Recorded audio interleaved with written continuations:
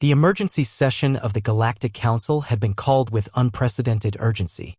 Ambassador Vexnari of the Zeltharan Empire stood at the center of the Great Chamber, his crystalline form pulsing with agitation as representatives from 47 species watched in growing horror. "Explain yourself," Vexnari demanded High Counselor Thrax, her tentacles coiled tight with barely contained fury. "The reports we're receiving from your sector cannot possibly be accurate." Vexnari's voice resonated through the chamber's translation matrix, tinged with what could only be described as panic. "The human vessel was trespassing in our territory. Standard protocol dictated we confiscate the ship and detain the crew until proper diplomatic channels could resolve the matter." A collective intake of breath rippled through the assembled delegates. The humans had only recently joined the galactic community, but their reputation as the galaxy's most dangerous deathworlders preceded them. "You detained humans?" whispered Ambassador Kriltak, his feathers rustling with anxiety. "Please tell me they were military personnel." The crew consisted of 2 adult humans and... Vexnari paused, his crystalline structure flickering, 3 juvenile specimens. The chamber erupted in chaos. Delegates leaped from their seats, clicking, chittering, and roaring in various languages. The translation matrix overloaded, trying to process the cacophony of outrage. "Silence!" Thrax's bellow cut through the noise. "Vexnari, are you telling this council that you imprisoned human children? They were merely detained according to standard." "Human children?" The shout came from Ambassador Kethmore of the Vanguard Republic, whose usually calm demeanor had shattered completely. "Are you completely insane? Do you have any idea what you've done?" Before Vexnari could respond, the chamber's main viewing screen activated, displaying an incoming transmission. The image resolved to show Captain Marcus Chun of the U.S. Harmony, his face a mask of controlled fury that made every alien in the room instinctively step backward. "This is Captain Chun of the United Earth Navy." His voice was deadly quiet. "I understand you have my family." Vexnari straightened, attempting to project authority. "Captain Chun, your vessel violated our... You have my children." The words cut through Vexnari's explanation like a plasma blade.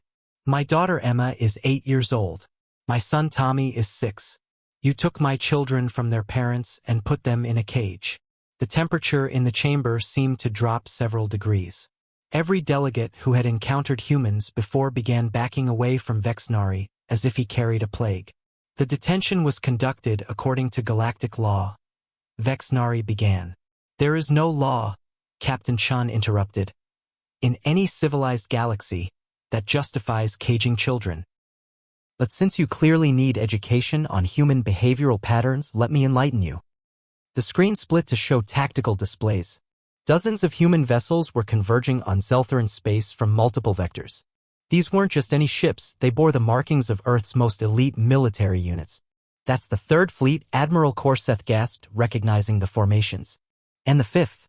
And, by the void, is that the entire Soul Defense Force?" Captain Chen's image never wavered. "Every parent, every aunt, every uncle, every human who has ever held a child is heading to your location. We have one simple demand: release my family. Now." High Counselor Thrax turned to Vexnari, her voice shaking with barely controlled rage. "Release them immediately, you fool. Do you not understand what you've triggered? But our territorial rights.